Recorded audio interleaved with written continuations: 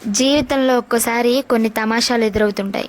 ఎప్పుడో మన మనసులో దాగిన కొన్ని మధుర జ్ఞాపకాలు మన జీవితాంతం తోడుండేటట్లు చేస్తాయి.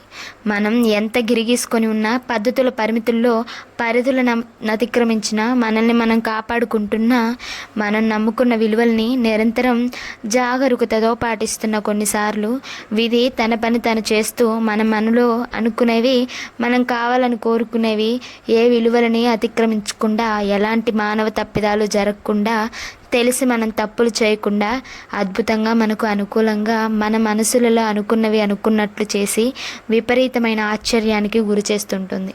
విధి అప్పుడప్పుడు మన జీవితాలతో సరదాగా ఆడుకుంటూ కొన్ని చిలిపి పనులు చేస్తూ తన ముచ్చట తీర్చుకుంటుంది. అలాంటి విధి చేసిన ఓ వింత తమాషాకు ఈ కథ ఓ నిజరూప తార్కాణం, ఓ నిస్సందేహ నిదర్శనం, ఓ అల్లరి భాగవతం. ఇక కథలోకి వస్తే, అదో ప్రాంతీయ చిన్న సైజు జాతీయ బ్యాంకు. బదిలీ మీద ఆ రోజే ఆ జాతీయ బ్యాంకులో హైదరాబాద్ బ్రాంచ్కి హెడ్గా జాయిన్ అయ్యాడు కృష్ణకుమార్. తాను కోరుకున్నట్లు హైదరాబాద్కి ట్రాన్స్ఫర్ అయ్యింది. తన ఫ్యామిలీని వదిలి ముంబైకి ప్రమోషన్ మీద వెళ్ళి 3 ఏళ్ళయింది. కొడుకు చదువు కోసం ఫ్యామిలీని హైదరాబాద్లోనే ఉంచి నెల నెల వస్తూ పోతూ ఉండేవాడు. ఇక హ్యాపీ, అమ్మయ్య హైదరాబాద్ చేరుకున్నాను అనుకున్నాడు.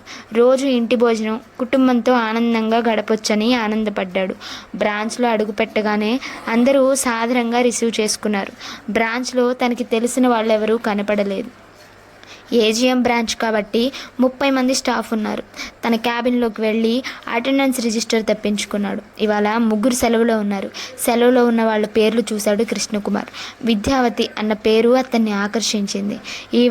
ఆవిడ కాదు కదా అనుకున్నాడు. తమ బ్యాంకులో విద్యావతి అన్న పేరు ఒక్కరికే ఉందనుకునేవాడు ఎప్పుడు. పేరుకు తగ్గట్టే ఆమెలో ఏదో వింత ఆకర్షణ, హృదయాన్ని గిలిగింతలు పెట్టే శక్తి ఉంది. 10 ఏళ్ల క్రితం కృష్ణకుమార్ హైదరాబాద్లో హిమాయత్ నగర్ బ్రాంచ్ ఇన్స్పెక్షన్కి వెళ్ళినప్పుడు అక్కడ విద్యావతిని మొదటిసారి చూశాడు. అప్పుడు తను ఇన్స్పెక్టర్ ఆఫ్ బ్రాంచెస్గా వర్క్ చేసేవాడు. ఆ బ్రాంచ్కి 10 రోజులు ఇన్స్పెక్షన్కి వచ్చాడు. విద్యావతిని ఫైల్స్, అకౌంట్స్ చూపించేందుకు తనకు అటాచ్ చేశారు బ్రాంచ్ మేనేజర్.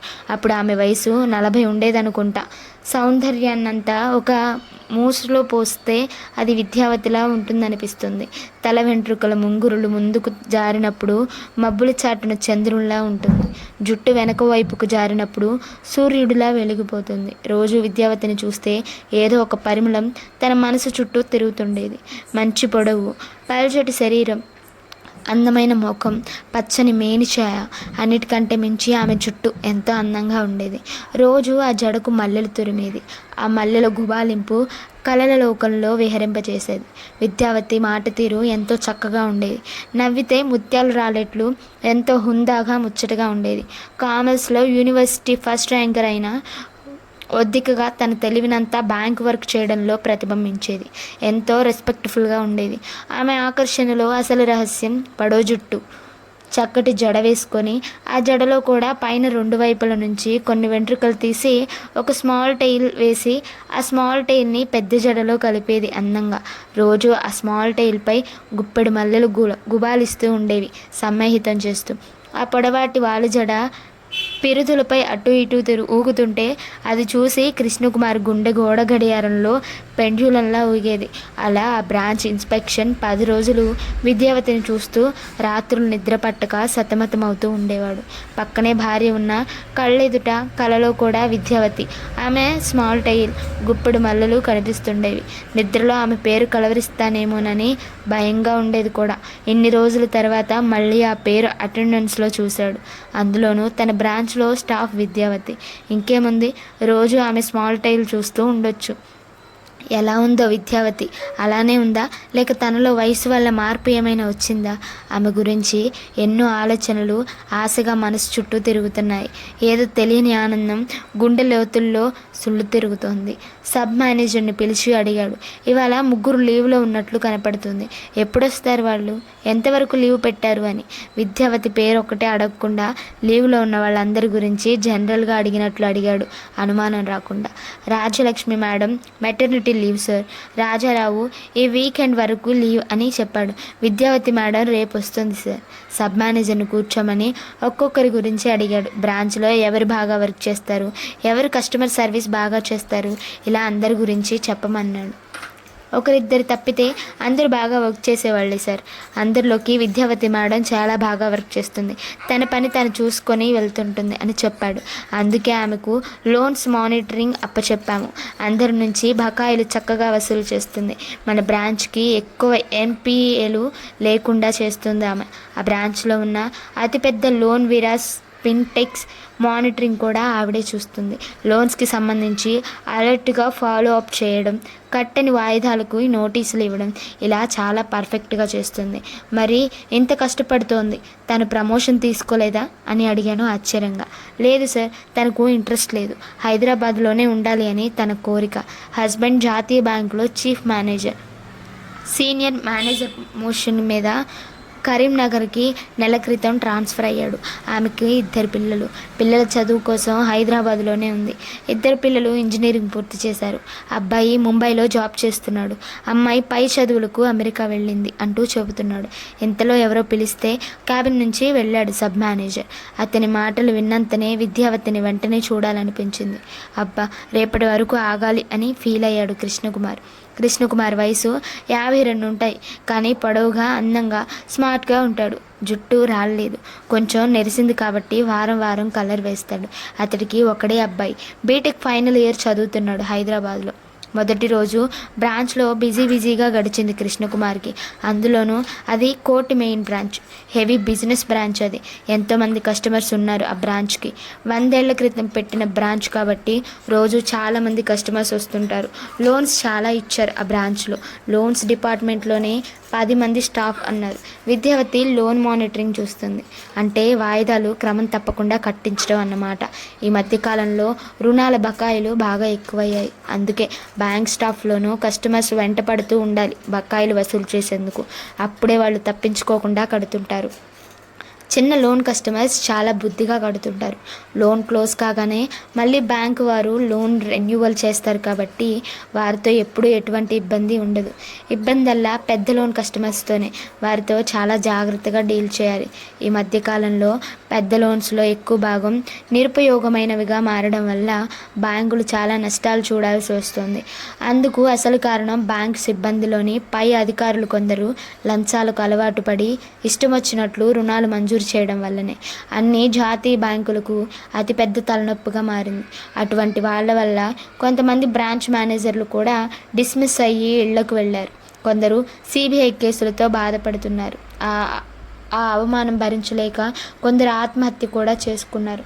కొంతమంది బ్రాంచ్ మేనేజర్లు పై అధికారులు, జోనల్ మేనేజర్లు చెప్పిన రికమెండేషన్తో రుణాలు మంజూరు చేస్తారు. అసలు ఆ రుణాలు ఇవ్వచ్చో ఇవ్వకూడదో కూడా ఆలోచించరు. మేనేజర్స్ చాలామందికి ప్రమోషన్స్ మీద మోజుంటుంది. అందుకోసం తమ ఉద్యోగాలను, జీవితాలను కూడా పణంగా పెడతారు. వారి బలహీనతను ఆసరాగా చేసుకొని జోనల్ మేనేజర్ల చేత అవకతవక రుణాలను మంజూరు చేయించి వాళ్ళు మాత్రం తప్పించుకుంటారు. జనరల్ మేనేజర్లలో ఎక్కువ మంది లంచగొండే అధికారులు తయారయ్యారు.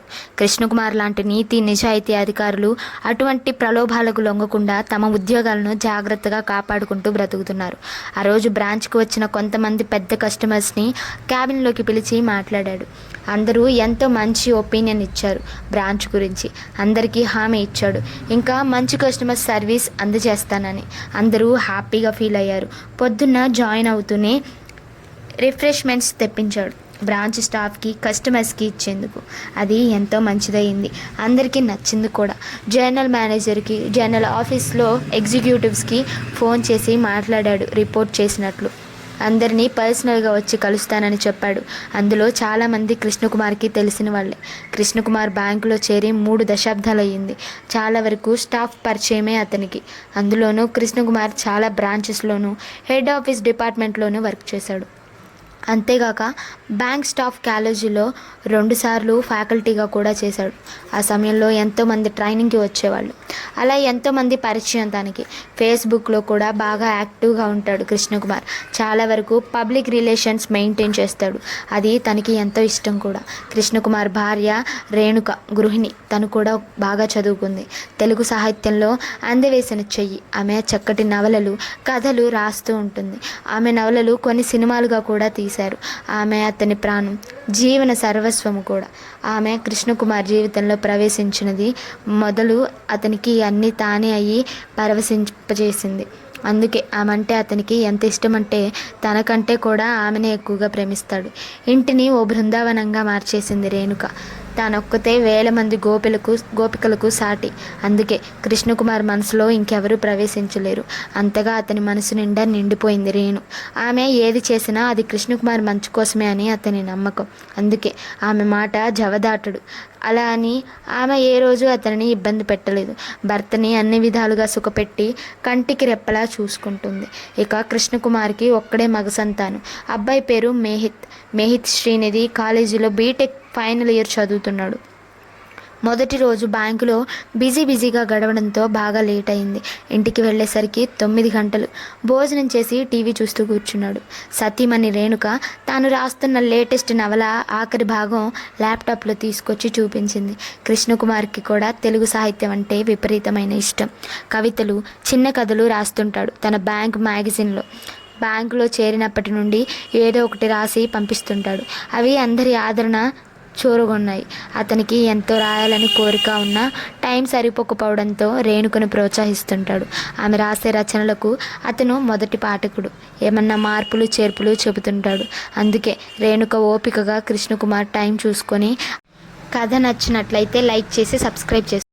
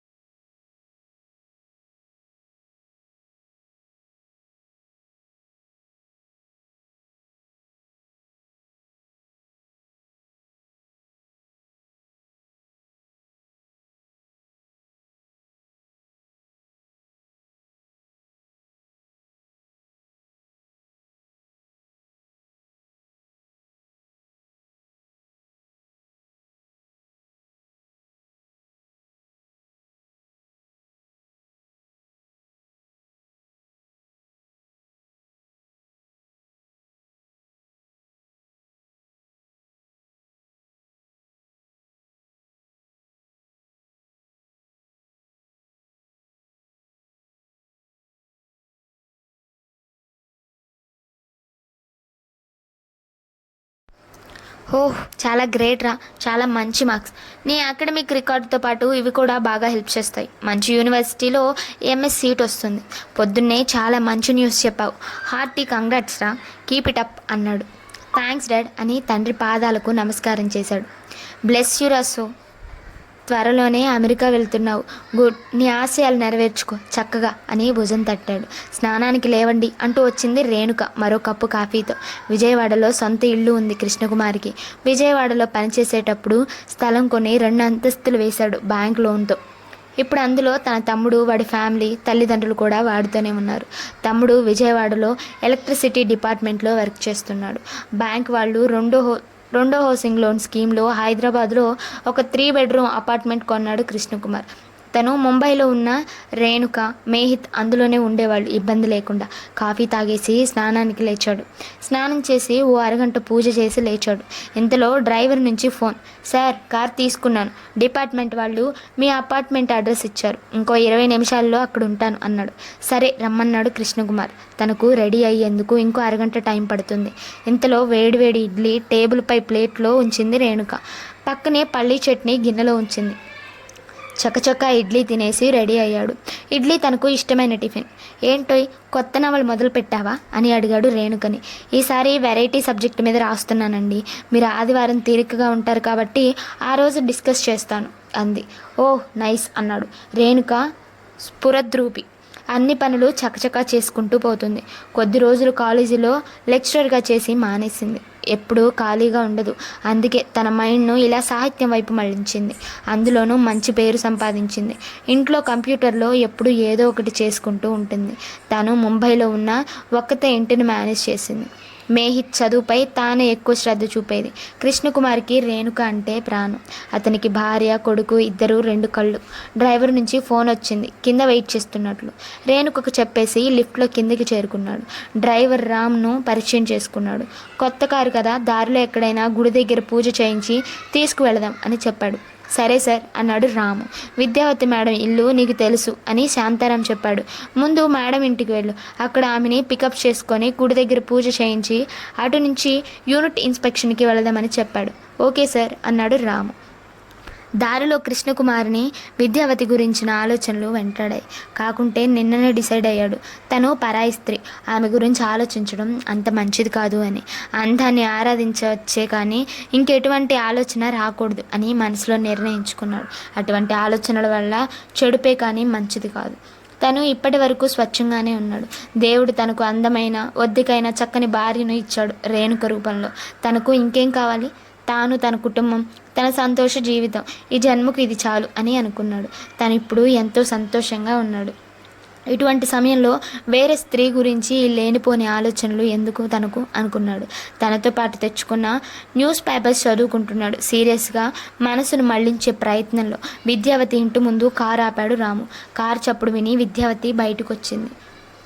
న్యూస్ పేపర్ నుంచి తల తిప్పి చూశాడు. గుండె మళ్ళీ లయ తప్పింది. అదే విద్యావతి, అదే నాజుకు, తనలో ఏమీ మార్పు లేదు. కార్ డోర్ తీసుకొని వెనక సీట్లో తన పక్కనే కూర్చొని డోర్ వేసింది. అదే బాడీ స్ప్రే. ఓహ్, మళ్ళీ మనసు ఆమె చుట్టే తిరుగుతానంటోంది. గుడ్ మార్నింగ్ సార్ అంది Vidyavati. Good morning madam, how are you? గుర్తుపట్టారా నన్ను? మీరు అశోక్ నగర్ బ్రాంచ్లో ఉన్నప్పుడు 10 రోజులు ఇన్స్పెక్షన్కి వచ్చాను. మీరే హెల్ప్ చేశారు అప్పుడు అన్నాడు కృష్ణకుమార్. ఎస్ సార్, తెలుసు. మీరు మా బ్రాంచ్కి పోస్ట్ అవ్వగానే మీరే అనుకున్నాను. నేను మిమ్మల్ని మర్చిపోలేదు అంది నవ్వుతూ. కృష్ణకుమార్ మాట్లాడుతూనే ఆమె జడవైపు చూశాడు. అవును, మళ్ళీ అదే స్మాల్ టై, పెద్ద జడలో చక్కగా పొందికగా ఉంది. అదే తనని ఇంత పరవశానికి గురి చేస్తుంది. లేకుంటే ఇంత వివసుడయ్యేవాడు కాదు.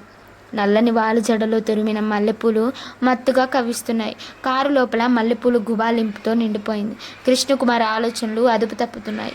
ఏంటి ఈ పరీక్ష నాకు అని మనసులో వాపోతున్నాడు. అబ్బా, ఏంటి ఈ మా ఆకర్షణ, ఎందుకు నన్ను ఇలా ఇబ్బంది పెడుతుంది అనుకున్నాడు. మనసు వశం తప్పుతుంది తెలియకుండానే. నిన్న జాయిన్ అయ్యారు కదా సార్, నిన్న ఇంట్లో పని ఉంటే నేను లీవ్ పెట్టాను అని చెప్తోంది విద్యావతి. అదే మాట తీరు, అదే ఆకట్టుకునే ఆ గులాబీ రంగు పలుచని పేదాలు, ఏ లిప్స్టిక్ లేకుండా సహజ రంగులో మెరుస్తుంటాయి అవి. అబ్బా కృష్ణకుమార్ వల్ల కావడం లేదు. ఇక ఈ ఆలోచనలకి ఫుల్ స్టాప్ పెట్టాలి అని నిర్ణయించుకొని, మేడం మనం వెళ్ళే యూనిట్ గురించి చెప్తారా అన్నాడు. కొంత ఆలోచనలు అటువైపు మళ్ళిద్దామని విద్యావతి చకచకా చెప్తోంది. ఆ యూనిట్ గురించి అన్నీ వివరంగా చెప్తుంటే మైండ్లో వివరాలన్నీ నోట్ చేసుకుంటున్నాడు. మన బ్రాంచ్లో ఇదే పెద్ద యూనిట్ సార్. మన లోన్స్లో 60% ఈ యూనిట్కే ఇచ్చాము. అందుకే దీనిపై ఎక్కువ ఏకాగ్రత చూపించాలి. కస్టమర్స్ మంచి వాళ్ళే. మనం ఇచ్చిన లోన్ అమౌంట్ అంతా యూనిట్ ప్రొడక్షన్లోనే పెట్టారు. లాభాలు కూడా బాగానే వస్తున్నాయి. లోన్కి తగ్గ సెక్యూరిటీ ఇచ్చారు. వాయిదాలు తప్పకుండా టైంకు కడతారు. బాగా నమ్మదగిన పార్టీ అని చక్కగా అన్నీ వివరించి చెప్తుంది. విద్యావతి ప్రత్యేకత అదే. తాను చేసే పని మీద టోటల్ కమాండ్ తెచ్చుకుంటుంది. ఇన్స్పెక్షన్ చేసేప్పుడు కూడా అన్ని సమయానికి అందించినట్లు రికార్డ్స్ ఇచ్చేది. పనిలో ఆవిడకున్న డెడికేషన్ చాలా ప్రశంసించదగ్గది. బహుశా అది కూడా ఆమె వైపు అట్రాక్ట్ అవడానికి ఒక కారణమేమో సార్. సార్ ఆంజనేయ స్వామి గుడి దగ్గరకు వచ్చాము. కొత్త వాహనాలన్నీ ఇక్కడే పూజ చేయిస్తారు అని చెప్పాడు రాము. మేడం బ్యాంకు వాళ్ళు కొత్త కారు ఇచ్చారు ఇవాళనే. దారిలో గుడి దగ్గర పూజ చేయిద్దామని అంటూ చెప్పాడు కృష్ణకుమార్ విద్యావతికి.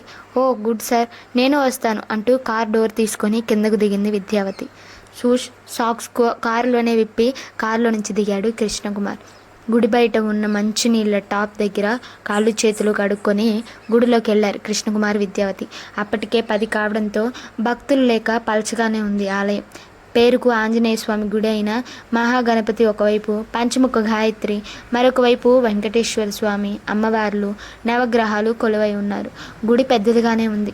వాహన పూజకు ఈ గుడి ప్రసిద్ధమని డ్రైవర్ రాము చెప్పాడు.